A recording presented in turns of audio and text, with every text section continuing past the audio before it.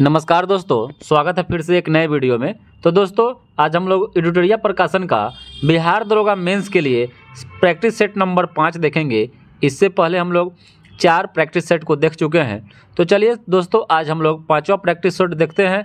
और दोस्तों, आप लोग इसका PDF चाहते हैं तो डिस्क्रिप्शन बॉक्स में टेलीग्राम का लिंक दे दिया जाएगा, वहाँ से आप लोग जुड़ जाइए। वहाँ आप लोग को ढेरों सारा PDF मिल जाएगा विभिन्न एग्जामों के लिए, और कोई कॉस्ट उसमें नहीं लगता है दोस्तों, निःशुल्क है।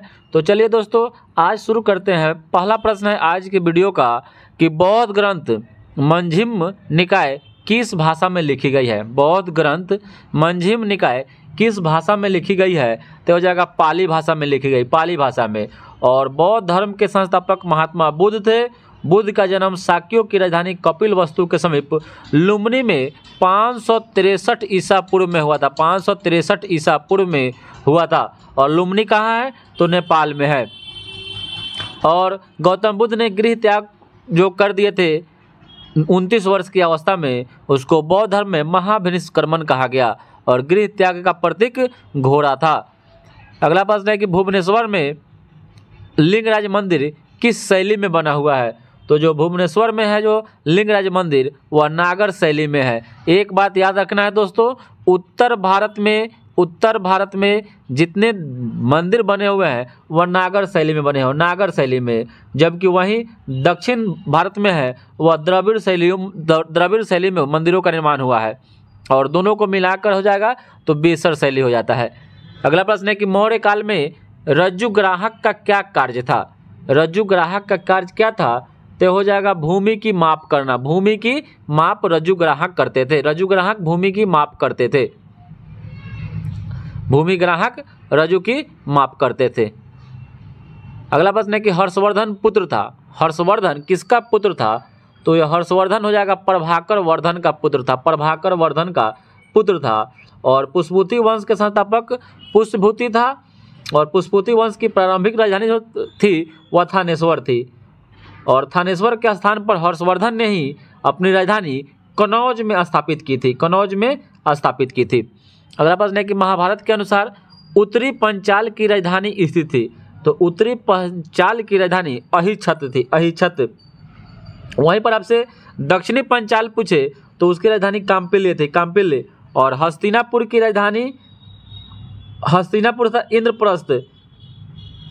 कुरु की राजधानी थी। कुरु की राजधानी थी। कुरु। और मथुरा जो था वह सूरसेन की राजधानी थी। अगला प्रश्न है कि संत तुकाराम किस शासक के समकालीन थे? संत तुकाराम किस शासक के समकालीन थे? तो हो जाएंगे शिवाजी के समकालीन, शिवाजी के। और अगला प्रश्न है कि हुमायूं ने चुनार दुर्ग पर प्रथम आक्रमण कब किया था? तो हो जाएगा 1532 ईस्वी में किया था। 1532 ईस्वी में किया था। अगला प्रश्न है कि मध्यकालीन भारत में खराज किससे संबंधित था? खराज क्या था? तो हो जाएगा भू राजस्व का एक कर था। भू राजस्व पर मध्यकाल में गैर मुसलमानों से लिया जाने वाला भू राजस्व पर स्थित एक कर था। ठीक है। और वहीं मुस्लिमों से जो कर लिया जाता था भू राजस्व का, उसको उस्र कहते थे। उस्र। उसको उस्र कहते थे। और जो ज़कात था मुस्लिमों द्वारा लिया जाने वाला एक धार्मिक कर था, जो संपत्ति का 40वां भाग होता था। संपत्ति का 40वां भाग होता था। अगला प्रश्न है कि एतमाद उद दौला का मकबरा किससे संबंधित है? तो हो जाएगा जहांगीर से। किससे संबंधित है? जहांगीर से संबंधित है। और नूरजहां ने 1622 में अपने पिता के मृत्यु होने पर आगरा एतमाद उद दौला का मकबरा बनवाया था। अगला प्रश्न है कि किस सिख गुरु का मृत्यु चेचक के कारण हो गया था? चेचक। तो हो जाएगा गुरु हरकिशन की मृत्यु चेचक के कारण हो गया। कि निम्नलिखित में से कौन एक सही सुमेलित है? ऑप्शन 4 को दिया हुआ है, इसमें से आपको बताना है कि कौन इसमें से सही है। तो प्रथम आंग्ल मैसूर युद्ध हैदर अली पराजित हुआ, यह गलत है। द्वितीय आंग्ल मैसूर युद्ध हैदर अली ने अंग्रेजों को पराजित किया, यह भी गलत है। तृतीय आंग्ल मैसूर युद्ध टीपू सुल्तान युद्ध जीता और अपना भूभाग अंग्रेजों को नहीं दिया, ये भी गलत है। चौथा ऑप्शन है कि चतुर्थ आंग्ल मैसूर युद्ध टीपू पराजित हुआ और युद्ध में ही दिवंगत हो गया, यह सही है क्योंकि 1799 ईस्वी में यह टीपू सुल्तान मारा गया था। अगला प्रश्न है कि ब्रह्म समाज का सिद्धांत आधारित था। तो जो ब्रह्म समाज था उसका जो सिद्धांत था वह किस पर आधारित था? तो इसका जो सही उत्तर हो जाएगा एकेश्वरवाद पर। क्या हो जाएगा? एकेश्वरवाद पर आधारित था, एकेश्वरवाद पर आधारित था। इसका ऑप्शन नंबर सी सही हो जाएगा। अगला प्रश्न है कि 1875 ईस्वी के दक्कन के दंगों का तत्कालीन कारण क्या था। तो दक्कन में जो दंगा हुआ था उसका तत्कालीन कारण था कि महाजनों के द्वारा ऊंची ब्याज दर पर पैसा उपलब्ध कराया जा रहा था, इसी कारण दक्कन में दंगा 1875 ईस्वी में हुआ था। अगला प्रश्न है कि ईस्ट इंडिया कंपनी को भारत में व्यापार करने का चार्टर किसने प्रदान किया। तो इसका सही उत्तर हो जाएगा महारानी एलिजाबेथ प्रथम के द्वारा किया गया था, महारानी एलिजाबेथ प्रथम के द्वारा किया गया था। कब किया गया था। तो 7 सितंबर 1931 से लेकर 1 दिसंबर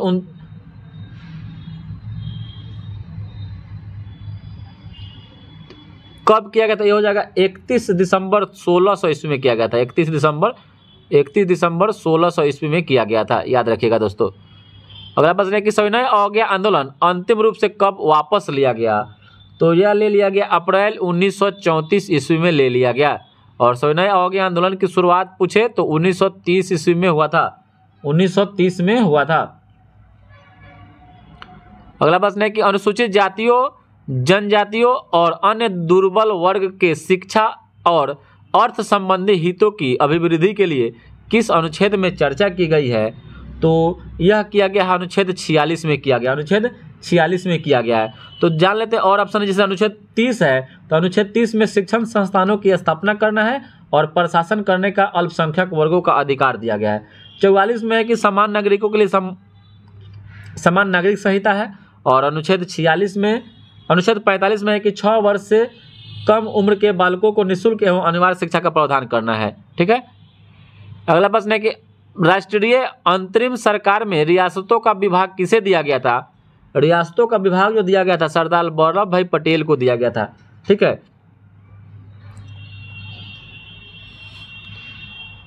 अगला प्रश्न है कि मुख्य निर्वाचन आयुक्त का कार्यकाल होता है।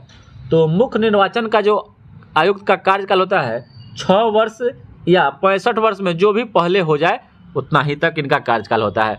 अगला प्रश्न है कि प्रतिवर्ष वित्त मंत्री बजट वार्षिक वित्तीय विवरण किस अनुच्छेद के तहत प्रस्तुत करता है। तो हो जाएगा अनुच्छेद 112 के तहत, अनुच्छेद 112 के तहत। अनुच्छेद 110 में क्या है तो धन विधेयक, अनुच्छेद 110 में धन विधेयक है। अगला प्रश्न है कि राज्यसभा के कितने सदस्य प्रति 2 वर्ष के बाद पूर्ण पद मुक्त होते हैं। तो इसका जो सही उत्तर हो जाएगा 1/3 सदस्य, 1/3 सदस्य पद मुक्त हो जाते हैं। अगला प्रश्न है क्रिप्स मिशन का उद्देश्य क्या था। तो क्रिप्स मिशन जो भारत में 1942 ईस्वी में आया था उसका मुख्य जो उद्देश्य था वह था कि भारतीय नेताओं को विश्व युद्ध में अंग्रेजों का साथ देने के लिए राजी करना। बात याद रखिए, क्रिप्स मिशन 1942 में आया था।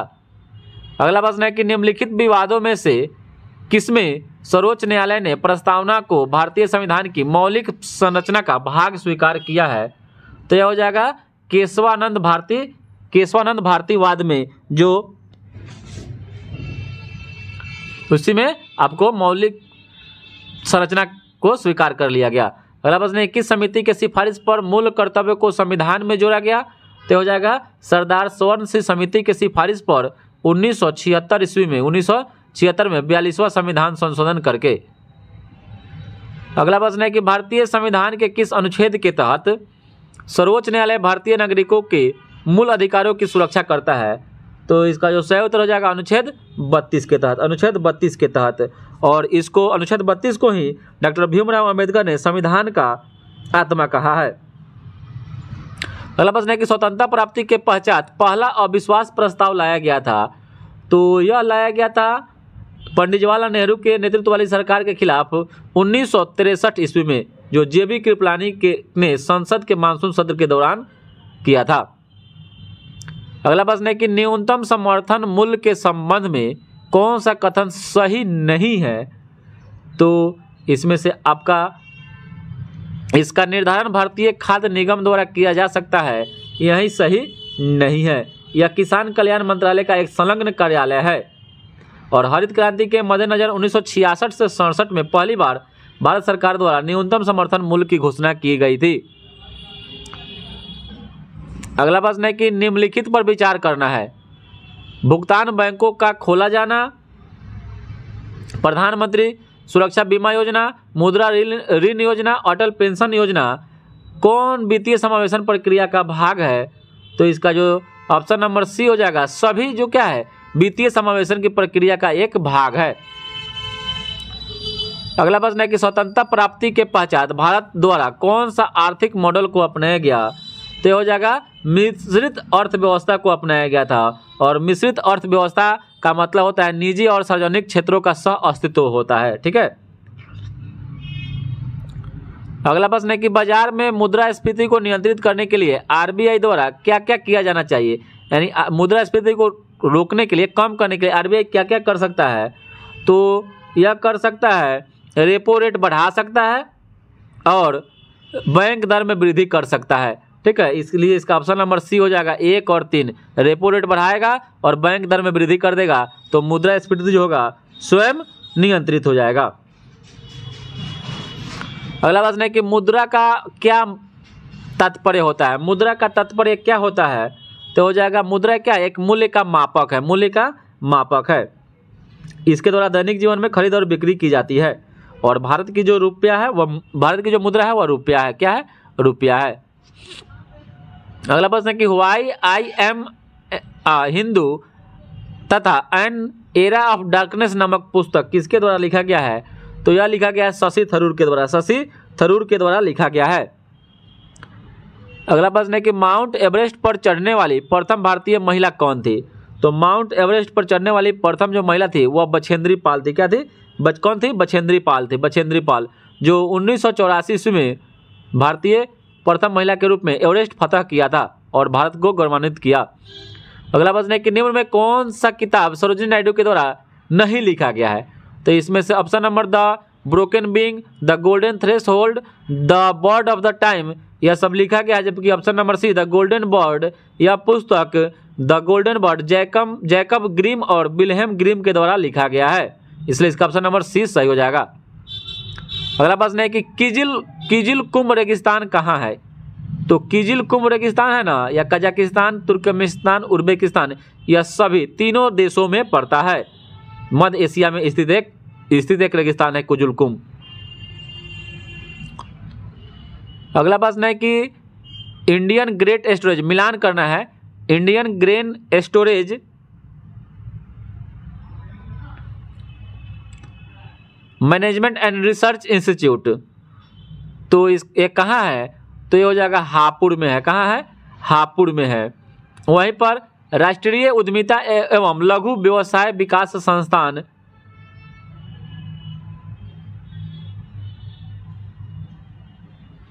उत्तर प्रदेश के नोएडा में है। कहाँ है? उत्तर प्रदेश के नोएडा में है।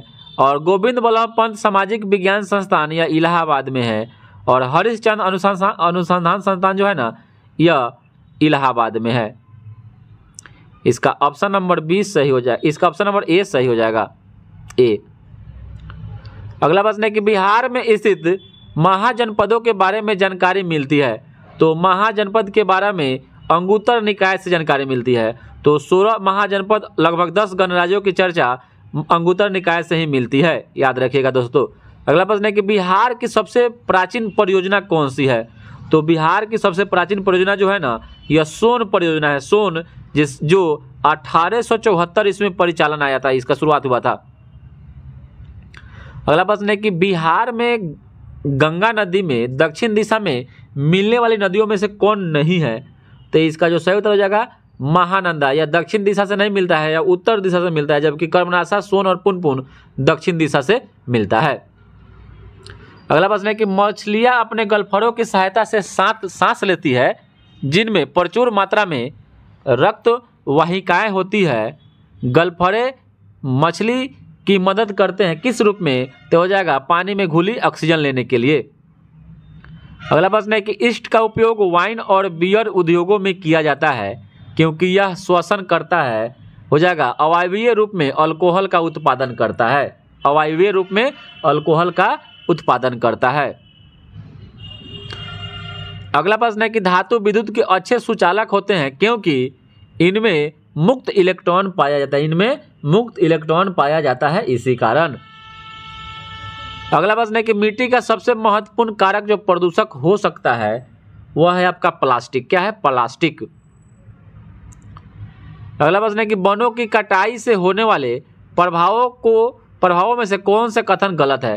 यानी वन की कटाई करेंगे तो इसमें से कौन सा कथन जो दिया हुआ है वो गलत है? तो हो जाएगा यह पोषक तत्वों के पुनर्चक्रण को गति देता है, यही आपका गलत है। जबकि यह जंगली जानवरों के प्राकृतिक आवास को नष्ट कर देता है, सही है। स्थानीय मौसम के रूप को बदल देता है और इससे मृदा अपरदन होता है, मिट्टी का कटाव होता है। यह सभी कथन सही है और कथन ऑप्शन नंबर सी गलत है, क्योंकि इसमें पोषक तत्वों के पुनर्चक्रण को गति नहीं देता है। अगला प्रश्न है कि मिलान करना है। ठीक है, मिलान करना है। ऑप्शन है कि भटकल। भटकल जो है ना, भटकल यह आपका कर्नाटक राज्य में है। भटकल कहाँ है? कर्नाटक में। एलेपी आपका केरल में है। एलेपी केरल में है। काकीनाडा आंध्र प्रदेश में। काकीनाडा आंध्र प्रदेश में और तूतीकोरिन है तमिलनाडु में। ठीक है, इसलिए इसका ऑप्शन नंबर सी हो जाएगा, सी सही हो जाएगा। अगला प्रश्न है कि सतलज तथा काली नदियों के बीच में स्थित हिमालय के भाग को किस रूप में जाना जाता है? तो सतलज और काली कुमायूं हिमालय, क्या हो जाएगा? कुमायूं हिमालय के नाम से जाना जाता है। अगला प्रश्न है कि ऊंचे क्षेत्रों में लेटेराइट मृदा की रचना कैसी होती है? तो यह हो जाएगा अम्लीय रचना होती है, अम्लीय रचना होती है। अगला प्रश्न है गैबोन देश की राजधानी निम्नलिखित में से कौन है? दोस्तों एक आपका देश और राजधानी से जरूर पूछेगा। तो गैबोन देश की राजधानी लिब्रेविले है। क्या है? लिब्रेविले है। और मुद्रा वहाँ का क्या है? फ्रैंक है। मुद्रा वहाँ का फ्रैंक है। वहीं पर कोमोरोस की राजधानी पूछ होता है तो कोमोरोस की राजधानी मोरोनी है। ये हो जाएगा कोमोरोस की राजधानी मोरोनी है। ठीक है, और ब्राज़ाविले फ्रैंक या कांगो की राजधानी है। ठीक है। अगला प्रश्न है कि सूची 1 को सूची 2 से मिलान करना है। एक वन की प्रकृति है, एक क्षेत्र है। ठीक है, जैसे उष्ण कटिबंधीय सदाहरित जो वन पाया जाएगा, कहाँ पाया जाएगा? तो यह शिलोंग में पाया जाएगा, शिलोंग में। ठीक है, मानसून तो हो जाएगा शिवालिक में आ जाएगा। ठीक है, मैग्रोव तो हो जाएगा पश्चिम बंगाल में, मैग्रोव पश्चिम बंगाल में हो जाएगा। और समशीतोष्ण नीलगिरी में हो जाएगा। इसका ऑप्शन नंबर ए सही हो जाएगा। फिर मिलान करना है, जैसे भील जनजाति, तो जो भील जनजाति है यह मालवा में है, मालवा। ठीक है, वहीं थारू जो है यह तराई प्रदेश में, थारू तराई प्रदेश में है। गोंड या बस्तर छत्तीसगढ़ जिला में, बस्तर में, गोंड बस्तर क्षेत्र प्रदेश में। और टोंडा जो है, टोंडा जनजाति या नीलगिरी पहाड़ी में। इसका जो ऑप्शन नंबर हो जाएगा 49 का ए हो जाएगा। इसका ऑप्शन नंबर ए सही हो जाएगा, 49 का ए सही हो जाएगा। अगला प्रश्न है कि डोलड्रम दबाव क्षेत्र निम्नलिखित में से किन दो अक्षांशों के मध्य स्थित है? डोलड्रम जो दबाव क्षेत्र होता है कितने के बीच में कहते हैं? तो 10 डिग्री उत्तर से 10 डिग्री दक्षिण के क्षेत्र को डोलड्रम क्षेत्र कहते हैं, डोलड्रम क्षेत्र कहते हैं।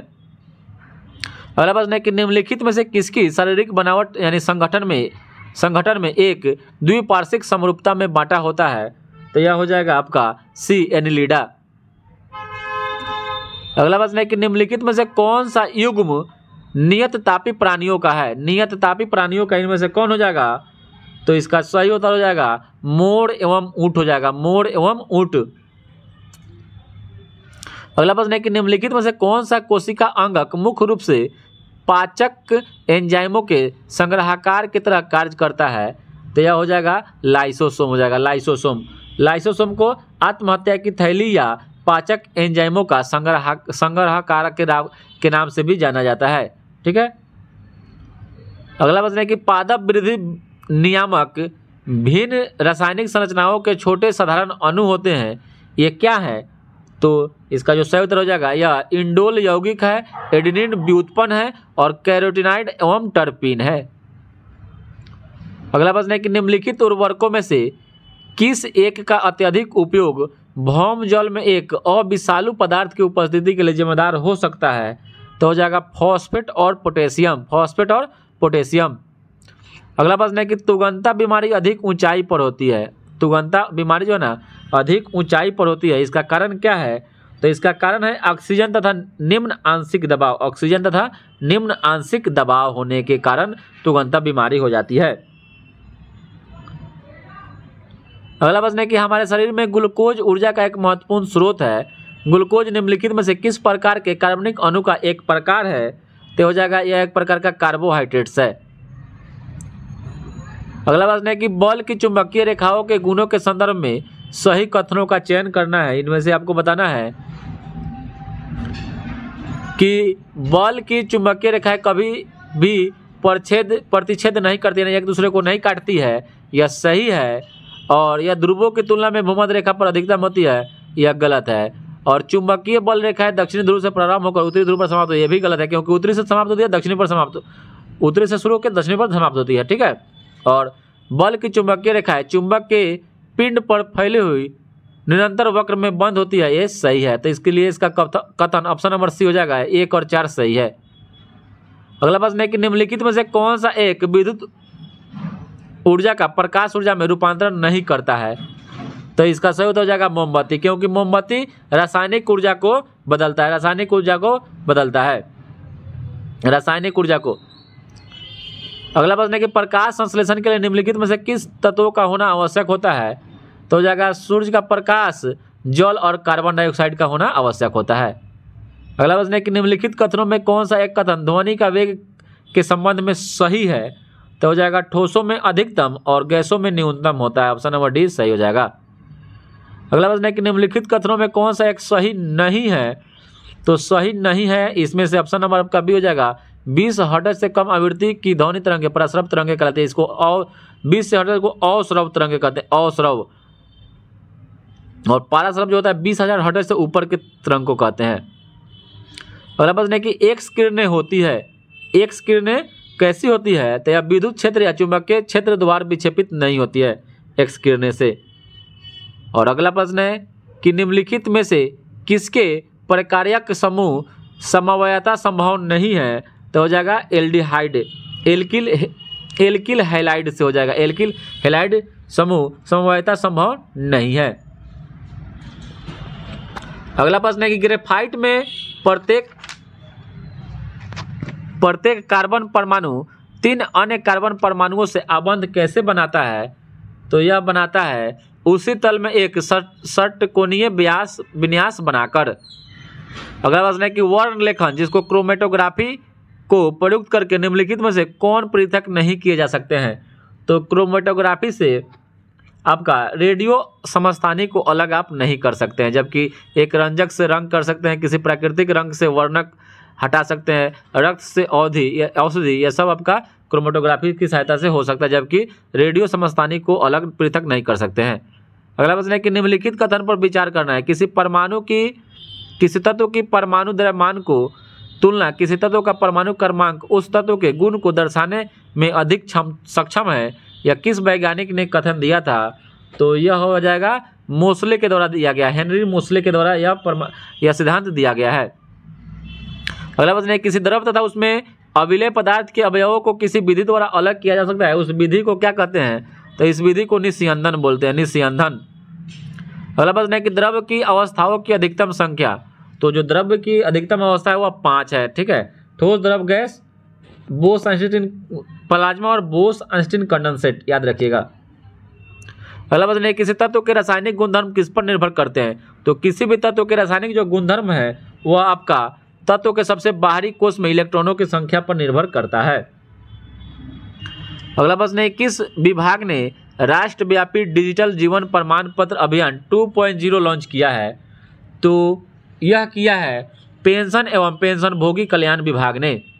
अगला प्रश्न है कि one nation one student ID card का नाम क्या रखा गया है? तो इसको अपार आईडी रखा गया है, अपार आईडी, APARID, अपार आईडी।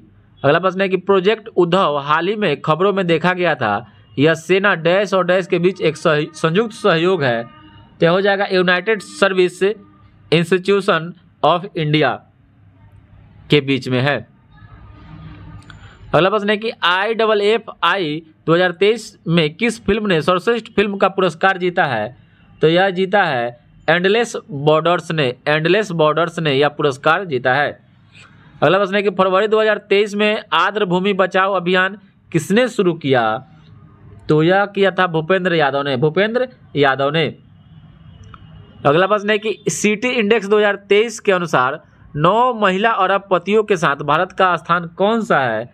तो हो जाएगा 5वां स्थान है, 5वां। और भारत के लिए कार्बन उत्सर्जन में शुद्ध कार्बन नेट जीरो हासिल करने का लक्ष्य जो रखा गया है वह 2070 ईस्वी तक रखा गया है। अगला प्रश्न है कि सरकार ने अनधिकृत कोयला खनन गतिविधियों की सूचना देने के लिए एक मोबाइल ऐप लॉन्च किया है। उस ऐप का नाम है खनन प्रहरी। क्या है? खनन प्रहरी है, खनन प्रहरी, याद रखिएगा दोस्तों। अगला प्रश्न है कि फीचर फोटोग्राफी श्रेणी में पत्रकारिता में 2023 का पुलित्जर पुरस्कार किसने जीता है? तो यह जीता है क्रिस्टीना हाउस ने, क्रिस्टीना हाउस ने। अगला प्रश्न है कि निम्नलिखित में से कौन सा राज्य पोषण जागरूकता सूचकांक 2023 में शीर्ष राज्य के रूप में उभरा है? तो यह उभरा है पंजाब। अगला प्रश्न है कि सोनू ने एक घड़ी 30 रुपया अंकित मूल्य के 30% डिस्काउंट पर खरीदी। उसने उसे अंकित मूल्य के 20% लाभ पर बेच दिया, तो उसे खरीद पर कितने प्रतिशत का लाभ हुआ? तो दोस्तों इसमें से आपको देखना है, जैसे मान लीजिए किसी भी वस्तु का अंकित मूल्य 100 रुपये मान लेते हैं, तो 30% डिस्काउंट पर दिया यानी 70 रुपये में इसका घड़ी का क्रय मूल्य 70 रुपये यानी सीपी हो गया 70 रुपया। 20% का लाभ हो रहा है, 20% यानी घड़ी तक किस पर होगा? अंकित मूल्य पर। तो 120 रुपये यानी एसपी उसका कितना है? 120 हो जाएगा, 120। ठीक है, अब देखिए 70 और एसपी क्रय मूल्य जो लाभ जो होगा एसपी और सीपी में ही होता है, यानी 50 रुपये का लाभ हो गया आपका। 50 रुपये का लाभ 70 पर, तो 100 पर कितना? इसका जाएगा 71.42%। लगभग में आंसर इसका 71% लिया है दोस्तों। अगला प्रश्न है कि ए एक कार्य को 15 दिन में कर सकता है और लेकिन बी की सहायता से वह उसे 9 दिन में कर सकता है, तो बी के द्वारा इसे कितने किलो में कर सकते हैं? अब देखिए ए है आपका 15 दिन में, बी ए और प्लस बी इसमें कर रहा है इसको 9 दिन में। ए प्लस बी मिलकर 9 दिन में, तो 15 9 टोटल वर्क हो जाएगा 45, यानी टोटल वर्क जो हो गया 45 हो गया। ठीक है, तो ए करेगा तो 3 के क्षमता से और ए करेगा 5, यानी इसमें इस 5 के क्षमता, इसमें ए और बी है, तब दोनों मिलके 5 है, ए अकेले 3 है, यानी बी का 2 हो गया। ठीक है, तो आपसे कह रहा है कि बी अकेले कितना दिन में कर? 45 काम बी 2 के स्पीड से करेगा तो सारे 22 दिन लग जाएगा। 22.1/2 दिन इसका सही उत्तर हो जाएगा। अगला प्रश्न है कि प्रश्न आकृति में कितने आयत हैं? देखिए दोस्तों 1 2 3 1 2 3 ऐसे है। ठीक है, इसको 1 2 3, तो 3 के स्क्वायर 9, 2 के स्क्वायर कितना हो जाएगा 4, 1 के स्क्वायर 1, सब में गुना करिए 9 चौका 36 में 1 से गुना करेंगे तो इसका 36 इसमें आयत हो जाएगा, 36 आयत हो जाएगा। ठीक है, सबके स्क्वायर करके फिर गुना कर देना है। अगला प्रश्न है कि एक वृत्त की जीवा की लंबाई 16 सेंटीमीटर है जो केंद्र से 6 सेंटीमीटर की दूरी पर स्थित है, तो वृत्त की त्रिज्या क्या होगी? देखिए दोस्तों यह एक मान लीजिए कि यह वृत्त हो गया। ठीक है, इसमें से आपका यह टोटल आपका 16 है, तो इस यहाँ मान लीजिए कि टोटल 16 है, तो यहाँ से आपका इसमें यहाँ से बना दीजिए तो ये 8 हो जाएगा, ये 8 हो जाएगा। ठीक है, 8 सेंटीमीटर और ये आपका 6 सेंटीमीटर दिया है, तो 8 और 6 यानी 100, यानी यहाँ 10 हो जाएगा। तो आपको बताना है कि त्रिज्या, तो त्रिज्या जो हो जाएगा आपका 10 हो जाएगा, ये हो जाएगा 10 सेंटीमीटर का सही हो जाएगा। अगला प्रश्न है कि 6 से पूर्णतः विभक्त होने वाली 3 अंकों की कुल संख्या कितनी होगी? तो देखिए दोस्तों 6 से पूर्णतः विभक्त होने 3 अंकों से, 3 अंकों की, तो 3 अंक 100 से शुरू होगा, तो यानी 102 से शुरू हो जाएगा, या 6 से पूर्णतः विभाजित है, तो इसमें 6 जोड़ते जाइए 108 डॉट डॉट डॉट, यहाँ पर कितना आएगा? तो 996 आएगा। अब इसमें से आपको बताना है यहाँ से पूर्ण संख्या कितनी हो जाएगी। यहाँ पर क्या दोस्तों, यहाँ लगा देना है आपका a + n-1 × d का फॉर्मूला लगा देना है, टोटल में 996 यहाँ ले लेना है। ठीक है, यहाँ पर आपका n का संख्या जाएगा 150। ठीक है, 150 संख्या होगा। अगला प्रश्न है कि P स्थित O से 300 किलोमीटर दूर 300 किलोमीटर पूर्व की ओर तथा Q स्थित O से 400 उत्तर में है, तो P और Q के मध्य की दूरी बता देना है। यहाँ पर ट्रिपलेट हो जाएगा, ट्रिपलेट में हो जाएगा 3 और 4 मतलब 500 किलोमीटर हो जाएगा। याद रखिएगा 3 4 5 ट्रिपलेट होता है। अगला प्रश्न है कि श्रेणी 137-31 में छूटे गए पद की संख्या आपको ज्ञात करना है। ठीक है, तो 1 3 तो एक में 2 से गुना करें तो 2 प्लस 1 3 हुआ, 3 में 2 से गुना करें 3 दूना 6 1 7 हुआ, तो 7 दूना 14 1 15 हो जाएगा। तो यहाँ 15 हो जाएगा और 31 दूना 62 और 2 63 हो जाएगा, यानी 13 और 15 और 63 इसका सही उत्तर हो जाएगा, 15 और 63। अगला प्रश्न है कि यदि दो संख्याओं का योग 9 है और इसके व्युत्क्रमों का योग आधा है तो संख्या ज्ञात करना है। यानी दोस्तों x plus Y equal to 9 है और 1/x जोड़ 1/y का मान आपका 1/2 है, यानी x प्लस वाई बटा X Y equal to 1/2। x plus Y का मान यहाँ 9 है, यानी xy का मान हो जाएगा 18। xy का मान यहाँ आ जाएगा 18। यहाँ से आप करेंगे तो संख्या हो जाएगा आपका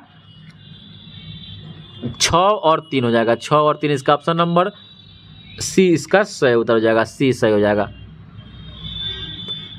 3 संख्याओं का योग 98 है। यदि पहली संख्या का दूसरी संख्या से अनुपात 2:3 है और दूसरी संख्या का तीसरी से संख्या से अनुपात है 5:8, तो तीसरी संख्या ज्ञात करना है। देखिए दोस्तों, ए मान लीजिए ए अनुपात बी अनुपात सी, तो यहाँ पर 2 3 है, 3 5 है, गुना करिएगा तो आ जाएगा 10 15 और 24 अनुपात में आ गया, 10 15 और 24 के। ठीक है, यह तीनों का योग 98 यानी 10 24 और 15 29 और 10 49, यानी x का मान आ जाएगा 2, यानी 1 का मान 2 है। आपसे तीसरी संख्या पूछा 24 दूना 48, आंख मूंद के इसका आंसर सही हो जाएगा 48। अगला प्रश्न है कि पिता की आयु अपने पुत्र की आयु से 4 गुनी है। 5 वर्ष के पश्चात पिता की आयु पुत्र की आयु से 3 गुनी हो जाएगी, तो पिता की वर्तमान उम्र ज्ञात करना है। तो पुत्र के वर्तमान हमको निकालना है। मान लीजिए कि पुत्र का ही मान लेते हैं x है, तो पिता हो जाएगा 4x। 5 वर्ष बाद ही x प्लस 5 होगा, तो ये हो जाएगा 4x प्लस 5। ठीक है, प्रश्न अनुसार कह रहा है कि पिता 3 गुना, यानी 4x प्लस 5 x प्लस 5 का 3 गुना है। ठीक है, 3 गुना है, यहाँ से x का मान आपका 10 आ जाएगा, यानी बेटा 10 साल का है तो पिता 40 साल का। ठीक है, याद रखिएगा दोस्तों, इसका ऑप्शन नंबर ए हो जाए। आपसे पूछा पिता का 40 साल, इसका सही उत्तर हो जाएगा। अगला प्रश्न है कि एक मनुष्य उत्तर पश्चिम की ओर मुंह करके खड़ा है। वह पहले 135 डिग्री घड़ी के विपरीत दिशा में तथा बाद में घड़ी की दिशा में 180 डिग्री घूमता है, तो उसका मुख क्या होगा। देखिए दोस्तों, इसको बना दीजिएगा दोस्तों, इसका उत्तर आएगा, इसका उत्तर भी उत्तर दिशा की ओर होगा। ठीक है, 135 डिग्री घूमता है और फिर 180 डिग्री जहाँ से घूमा है उधर चल जाए, उसके विपरीत 180 डिग्री में घूमता है, इसका उत्तर हो जाएगा। इसको बनाने में थोड़ा टाइम लगेगा दोस्तों। ठीक है, अगला प्रश्न है कि प्रश्न चिन्ह के स्थान पर कौन सी संख्या आएगी। 235 648 413। ठीक है, 809 1321 512 तो 136 325।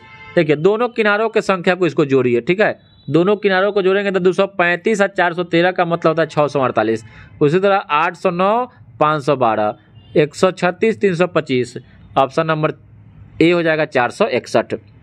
करें कि यदि किसी घन की भुजा 100% बढ़ा दी जाए तो उसका आयतन पूछ रहा है कितना होगा दोस्तों। तो देखिए दोस्तों, क्योंकि घन का भुजा ए होता है तो यहाँ का आयतन इसका ए क्यू हो जाएगा। ठीक है, फिर 100% बढ़ाएंगे तो यहाँ पर 2a हो जाएगा, 2a, तो इसका आयतन हो जाएगा 8a क्यू। ठीक है, आयतन 8a क्यू। तो कह रहा है कि वृद्धि, तो a क्यू था अब 8a क्यू हो जाएगा, यानी वृद्धि उसमें हुआ 7a क्यू का वृद्धि हुआ। ठीक है, 7a क्यू का वृद्धि a क्यू पर हुआ तो 100 पर कितना होगा, यानी 700% हो जाएगा। ठीक है, ऐसे ये तो मान के बनाए। अब मान लीजिए कि 100 था पहले, ठीक है, घन की भुजा, और 100 बढ़ा दिया यानी 200 हो गया। अब कह रहा है तो इससे बढ़ाना है तो आयतन कितना पड़ जाएगा, तो 200 का 800 क्यों हो जाता है, 200 का 8 कितना हो जाएगा 800, तो 100 में 800 में कितना बढ़ा, 700% बढ़ गया। अगला प्रश्न है कि ए बी की बहन है, सी बी की माँ है, डी सी का पिता है, ई डी की माँ है, तो बताइए ए और डी में रिश्ता क्या है। तो ये हो जाएगा नातिन हो जाएगा, इसका नातिन का रिश्ता आएगा। खाली जगहों को भरना है। ठीक है, तो इसमें पहली लाइन में क्या करेंगे, 7 का स्क्वायर करेंगे तो 49, में 2 जोड़ देंगे तो 51 हो जाएगा।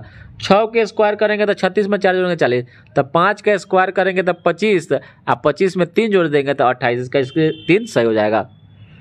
अगला प्रश्न है कि यदि 30 + 40 1520 बोल रहा है, 36 प्लस 28 यानी 3 और 40 का जोड़ेंगे तो क्या आ जाएगा, इसको जोड़िए 30/2 और प्लस 40/2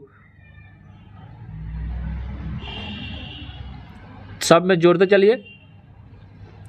तो यहाँ देखिए 30 का दिया 15, 40 का दिया 20, ठीक है, 36 का 18, 28 का 14, तब 20 का 10, 40 का 20, तब 20 का 10, तब 50 का 25 और 22 का 11। ऑप्शन नंबर सी सही हो जाएगा। बहुत आसान है दोस्तों। अगला बताने की यदि 4 गुना 6 का मतलब है 1812, तो 4 तिहाई 12, 6 दूना 18 यानी 3 से गुना, इसी तरह 5 तिहाई 15, 18 तिहाई 24, ठीक है, 9 6 तिरका 18, 9 तिरका 27। तो यहाँ पर क्या हो जाएगा दोस्तों, यहाँ हो जाएगा 6 तिरका 7 तिरका 21, 6 दूना 18। ऑप्शन नंबर ए इसका सही हो जाएगा। और कौन सा युग में इसमें अभाज्य नहीं है, सह अभाज्य नहीं है। देखिए दो संख्याएं सह अभाज्य तभी होती है जब इनका महसा जो होता है ना, महसा 1 होता है। तो 8 और 10 का महसा 2 है, ठीक है, 8 और 2 का, तो यही आपका सही उत्तर हो जाएगा, ठीक है। अगला प्रश्न है कि 5 और प्लस प्लस में इसे किया हुआ है, इसको जोड़ना है, तो इसका जोड़ दीजिएगा दोस्तों, इसका आंसर आ जाएगा 632.65। और अगला प्रश्न है कि समीकरण है, हल करना है, इसको हल करिएगा दोस्तों। ऑप्शन नंबर इसका 20 सही हो जाएगा। दोस्तों वीडियो कैसा लगा, अच्छा लगे तो लाइक और सब्सक्राइब कर दीजिएगा दोस्तों, और दोस्तों के साथ शेयर करना नहीं भूलिएगा दोस्तों, क्योंकि अब एग्जाम 25 तारीख को है, ज़्यादा दिन नहीं रह गया है दोस्तों। अपना तैयारी करिए और टेलीग्राम से जुड़ जाइए। इस पर टेलीग्राम पर इसका PDF डाल दिया जाता है और वहाँ से आप लोग जितना हो सके सेट बनाइए, बहुत सारा सेट